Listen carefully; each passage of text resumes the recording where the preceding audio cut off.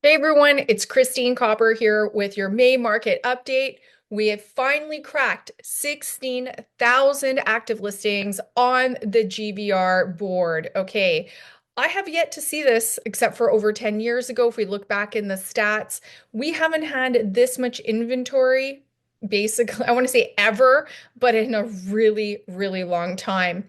One of the last times besides 2019 where we crested 16,000 sales was back in the 2008 global financial crisis, like that period of time. So guess what? We have a lot of inventory. And how's that impacting prices? Well, let's dive in and see how the month of April finished off, where we are today, and what we think is going to happen over the next short to midterm in the real estate market for Greater Vancouver. Okay, April ended off with 2,163 sales. That was up 3% month over month, but down 24% year over year. And to put it into perspective, 28% below the 10-year average. So this spring market has been no spring market. We're just not seeing the activity that we usually see. And while last year didn't have that great sales either, at least April sales last year was only 15% below the 10-year average. So you can see while we've been trying to come out of this recovery with high interest rates originally from COVID and then really high interest rates and to combat high inflation, we're really not seeing that activity on the street. And there's a reason for it. Right now, it's fear. It has everything to do with a lack of certainty and understanding what is happening in today's marketplace and what's going to happen next. We saw the market starting to recover at the tail end of last year. And you can see that here at the end of 2024 on my next slide. You can see we had a decent spring. All the sales were over about 2,200 sales. We haven't even hit 2,200 sales this spring. But then we got those last few rate decreases, as you can see here, June, July, September, October. And we started definitely with October with that, 0.5% decrease. We actually had good activity during the summer, a bit of a cooler August, and then things started to come back in October, November. Like these are pretty good numbers for November and December. And there was a positivity we started to experience in the marketplace. And at this point in time last year, if you recall, we had a few things going on. Inflation was coming under control. Interest rates were finally coming down to a level that was more manageable from the affordability perspective. And by the polls, it was pretty certain, or everyone thought they knew who was going to be coming into government, or at least it looked like we were going to have a new majority government coming into power if and when we were able to have an election. And perhaps there was some positivity around what that could look like for the Canadian economy, giving buyers the confidence to make those $1 million decisions. But moving forward into the spring, after President Trump was inaugurated, it wasn't until after January or in the beginning of January that the tariff war started to show up. And that definitely has caused concerns. It's caused a lack of confidence because people do not make major purchases when they think their jobs might be at risk. And I think what we have seen is now we've also come to some full circle with the election. The Conservatives weren't elected, even though the earlier polls late last year looked like that was going to happen. In the spring, early spring, we also kind of saw that the polls were changing once Mark Carney became the new prime minister. But nonetheless, we've finally had that election. So that one piece of uncertainty has changed. We now have a liberal government. So everybody knows we're probably potentially going to get a little bit more of the kind of same policies that we've seen in the past, although we have a new leader with an economic background. So hopefully there is some positivity with respect to the Canadian economy, because the economy is the most important thing when it comes to buyers being able to make those decisions and having the confidence to make those moves, to make those purchases.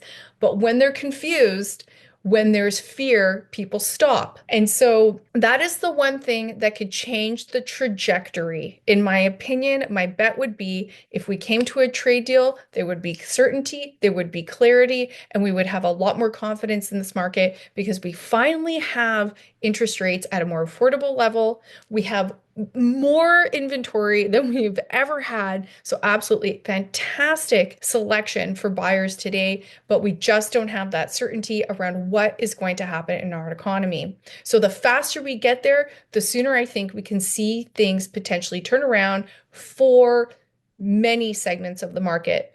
There are other structural issues with respect to the pre-sale market and new home sales. We'll get to that, but I think that is the one caveat. So when we're looking at the trend, we're going to assume that things are going to continue on until we get to some certainty around what's going to happen with trade and any kind of tariffs moving forward and how that's going to impact the Canadian economy. And of course, we need to think about how's that going to affect people in Vancouver, because we're talking about Vancouver real estate sales and their jobs and their confidence around those jobs.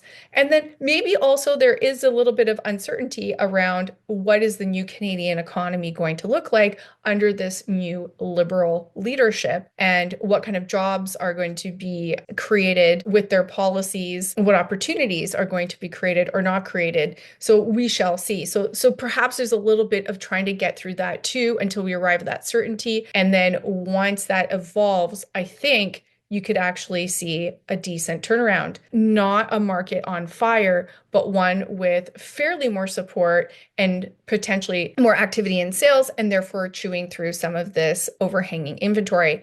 But for now, the opportunity is what it is, and we are still in this place of an unknown with muted sales, which means it's definitely an opportunity, because this one has not been seen for a long time, or at least when we look back in the trends of the last 10 years, we haven't really had this opportunity. And one could argue that the Vancouver market is currently on sale. So let's get back to the numbers. So sales are low, 28% below the 10-year average. New listings, 6,850. That was up 6% month over month. That's new homes coming on the market, adding to the existing inventory. It's also down 3% year over year. So we didn't list as many homes last year at this month, and new listings are up 20% year over year. So we are seeing more activity as well in the new inventory space, leading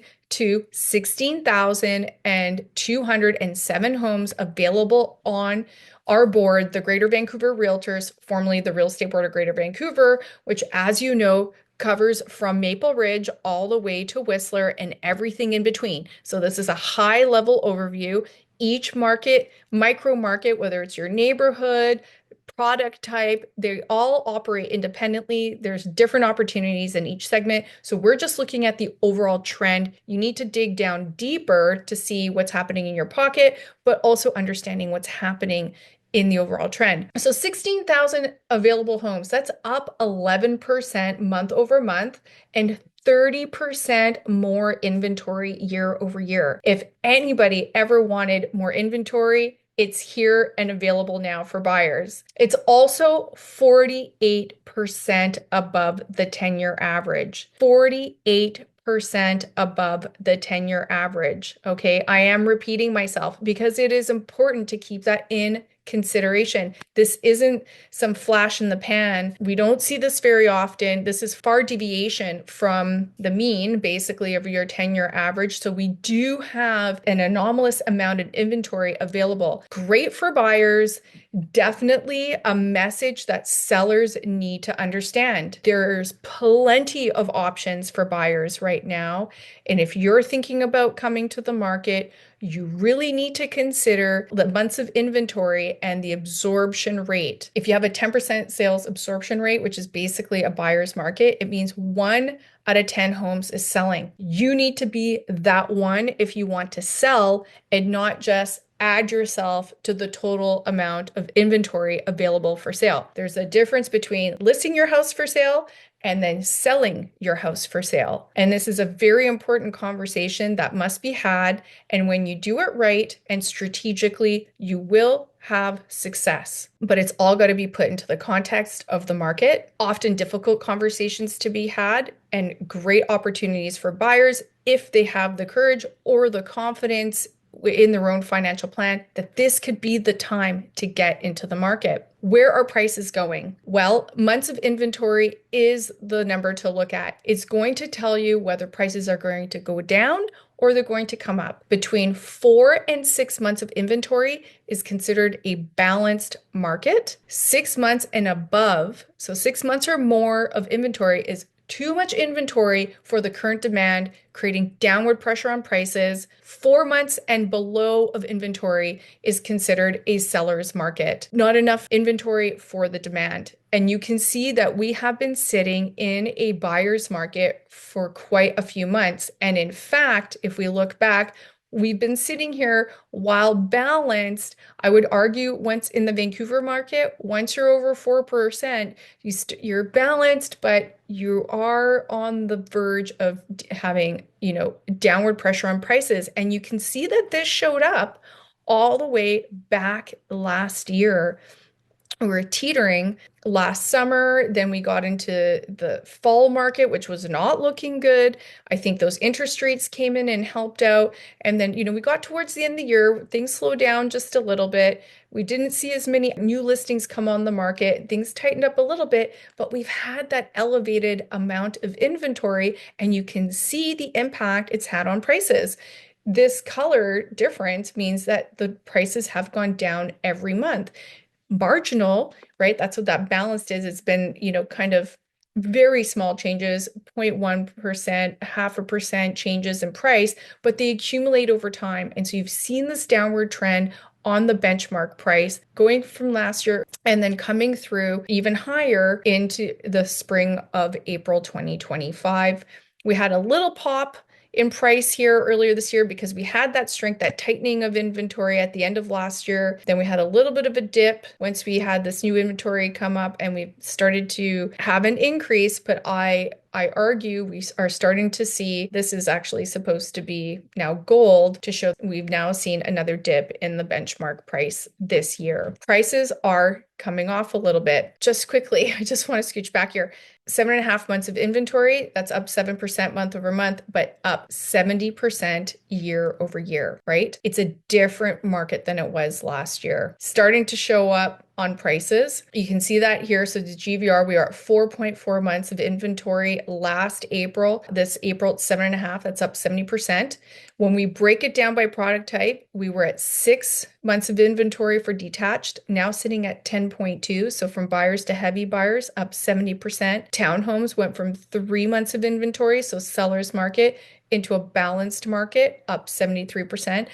And GVR condos, almost 4 months of inventory, now sitting at 6.4 months of inventory, up 62%, now sitting in buyer's market territory. And you can start to see the impact on the prices. Benchmark homes, the sales are down 29%. You're sitting at 2,021,000. Your benchmark price is down 0.7% year over year, but down 0.6% month over month. So we're starting to see that rollover starting to catch up. The downward pressure on prices happening now more recent than the back half of the year. Townhomes, sales are down 24%.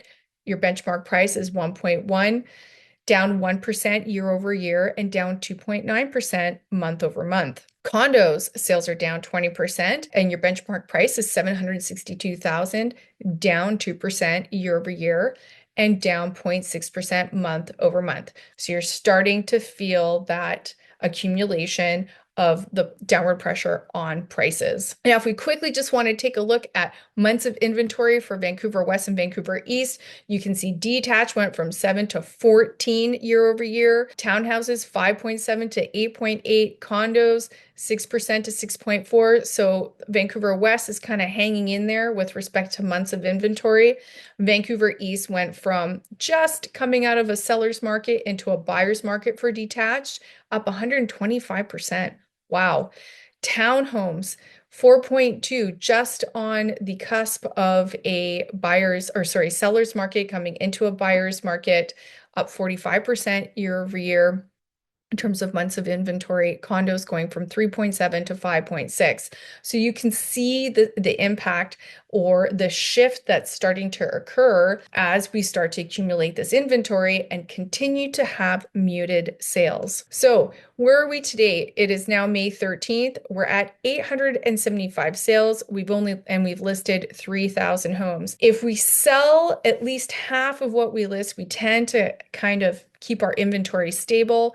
Here, we're not selling what we're listing, so I suspect we're going to see more inventory again at the end of this month with muted sales, maybe around 2,000. Hopefully. One thing that has happened since the election is we have seen an uptick in activity. So that might translate into some more sales that are going to show up that are in progress as we speak.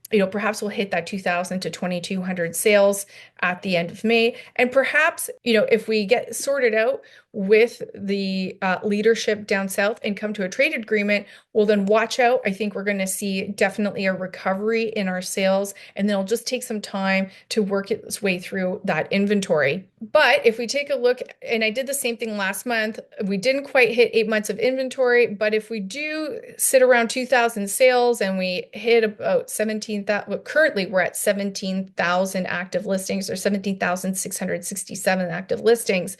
If we don't chew through those, we are going to end up in the 8 months of inventory, which will continue to have downward pressure on pricing. So again, this is an opportunity where we don't know how long this is going to go on for. I think in the case of the pre-sale market and those condos, again, that is a marketplace that's been very saturated. The prices have hit their ceiling.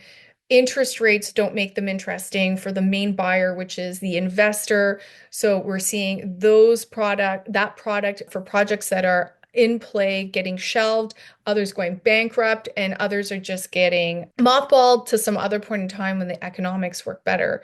Because we also have a high in terms of new product that's coming to completion over the next couple of years. There's a lot of product, new builds that are underway that are going to be delivering into the market, and that is going to also continue with that inventory, right? It's not just the resale market coming with inventory, but I think both fundamentally are coming from the investor market is a big part of it.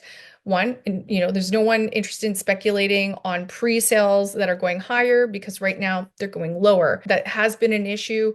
Pre-sale properties that are now completing into this new environment and appraisals are not meeting the contract price, which is an issue. You've got, buyers either have to make up the difference or walk away from their deposits and potentially be sued by the developer once that developer is able to resell that property. Of course, that also creates an issue because if you have multiple buyers walk away, developers may not be able to pay off their construction financing, and that leads to a spiral of issues for everybody. And I know that some people are out there joyous in the thought of developers going bankrupt and people losing money, and they can't wait for others to feel some pain equivalent to theirs because they can't get into the housing market. But it is a bad thing for the developers, the hundreds of employees that they have, right? The architects, the plumbers, the electricians, the city people, the insurance brokers, the mortgage brokers, the appraisers. There's a lot of jobs that are associated with home construction. And yes, maybe it's part of the clearing up of projects and creating some new price discovery. Fine, that will happen. That's how market cycles work. But there is a repercussion. People lose their jobs. And I think one of the things that has kept our market stable, because if you take a look at delinquencies, we are still sitting at like 0.18%. I mean, there's not delinquencies that are happening. The mortgage renewal cliff never really happened, but I think the mortgage renewals are also a part of this added inventory. So I think we're going to see the new listings coming on from pre-sale projects completing, coming on because they don't make sense for the investor to either hold because interest rates are still too high and rents have come down and the asset is below what they paid for it. And then you have the resale market investors who have either mortgages coming due, and again, they don't make sense at these new levels. So they're going to put the unit on the market, or whenever their tenant leaves, they're going to put the unit on the market. And so you have this internal churn of the investor bid adding to the overall inventory. And so I think you're going to see that over the next couple of years, particularly in the condo space, because that's really where the investors have played a large part in our marketplace. It's unfortunate because those are individuals who are individual landlords providing housing. So from a rental perspective, we're not going to see those properties come on in the future because they're just not going to get built. We aren't going to have enough homes built in the future. We'll have rental, so you won't own it, but you're not going to have, the condo inventory. What is great is it is coming on the market. It is creating that opportunity for buyers who are in a position to purchase, and prices are softened, right? Like 5 to 10% from the peak of 2022. We have definitely seen a little bit of softening in prices, albeit they've held on really strong. Given how far our interest rates have gone up, how much inventory we've had, the inflation that we had to deal with, and where we are today, I don't see this major collapse, but I do see just this trickling downward pressure continuing until we have a rejuvenation of positivity in the market. And these are the things I'm talking about. Like we've had a big difference, right? Like we had 5.49% interest rates at the peak, now down at maybe 3.84 if you're a first-time home buyer and have an insured mortgage. Home prices from a benchmark are down about 5.5%. So again, Vancouver is on sale. You have to ask yourself, if you're a buyer, is this a good time for you? Because you can leverage this opportunity. Are prices going to come down further? Potentially, but you never know when that's going to change. You can never time the top because you only know it when prices come down, and you will never be able to time the bottom because you only know it when prices come up. So it's just an internal question you need to figure out for yourself. And you now have the inventory, the selection people were dying to have just a couple of years ago and over the last 10 years. But is it all bad news? Well, quite frankly, 2024 wasn't a blockbuster year. Again, properties just kind of like bounced around in range of the peak. I think that with this uncertainty with the Trump administration and the tariffs, there was an expectation we were going to see some moderate, smaller homes, additional home sales, maybe around the 27 or 28,000 range for 2025. I'm not of that opinion based on how things are going, unless we land a deal, a clear deal to eliminate that uncertainty and people can get back on with their lives, right? So again, if you were looking for an opportunity, here's the time where you can see that sales have been low, and you can see the other couple of years were 2018 and 2019 as a result of coming off of a foreign buyer's tax, a speculation tax, a stress test, which artificially raised prices by, instantly 3%, and a lot of uncertainty in the market there. Then we had interest rates soften a little bit. The market already started to pick up, and then it was COVID and emergency interest rates, and vroom, we were off to the races, probably pulling forward a lot of sales that could have happened in the future back then here in 2021.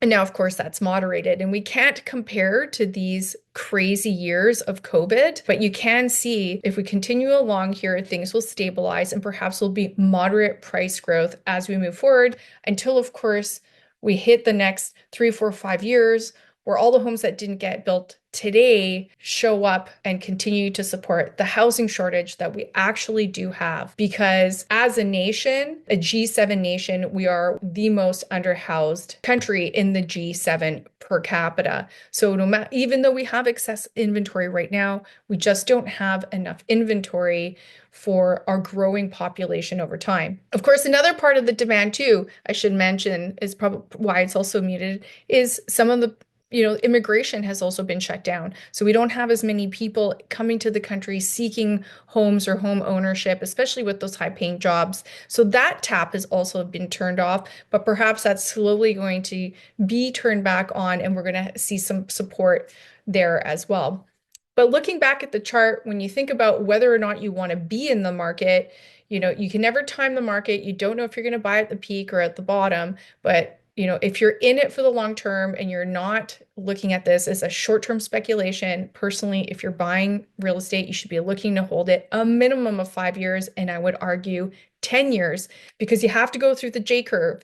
You've got your land transfer tax on the way in, which adds to your price, and then you've got commissions on the way out. So you have to actually have an opportunity for some appreciation before you're actually in the money. And the point is that if you're buying it for a roof over your head, so you have that security and you don't have to worry about your landlord moving in or selling the property, this could potentially be an excellent time with a moderate 3% inflation, which is kind of the average over the years, although Vancouver has just kind of been a bit of an anomaly. So some food for thought. Mortgage rates, again, we're seeing they're kind of crossing at this point in time. And if you go back and take a look at 2019, we kind of had the poor sales years, downward pressure on prices. There was a little bit of a dip. So if we have another rate cut or two, I think we could actually see rates around a number that would be very supportive of our marketplace. And of course, in the bond rate, I always like to talk about the bond rate because it's kind of sitting around where it's been sitting around. But the point is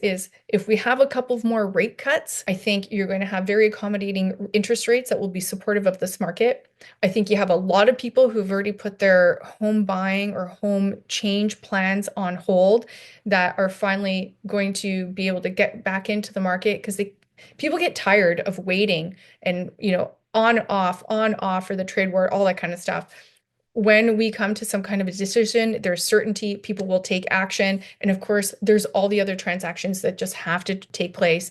Moving, death, divorce, all of it, you name it. So this can be your opportunity if you're in the real estate market for the long term. If you're a seller, you really need to dig down, understand your market, and get to reality and understand you need to price sharply and you need to be appealing when it comes to your competition.